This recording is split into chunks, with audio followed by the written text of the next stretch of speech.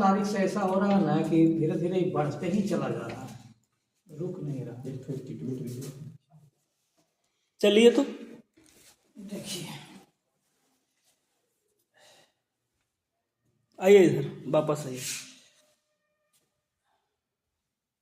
ऐसे ये पैर जब भी है ना सीधा नहीं रखाएगा, लगेगा ना कि इधर की तरफ खिंचाव कर।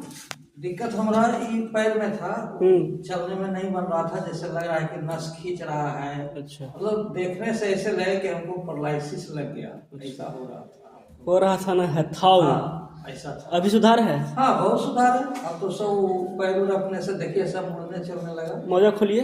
हाँ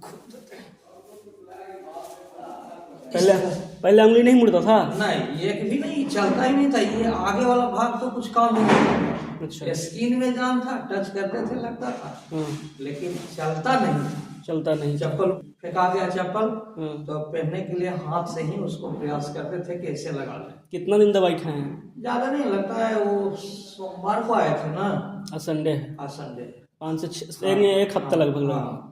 मतलब चलिए इंजेक्शन वगैरह जो लिए ना, तो हमें लगा कि 2 ही इंजेक्शन लिए तो ये सब कुछ काम करना चालू कर दिया। चल के दिखाइए। हाँ ठीक है, उधर से आइए वापस। कोई प्रॉब्लम चलने में? नहीं, कोई प्रॉब्लम नहीं।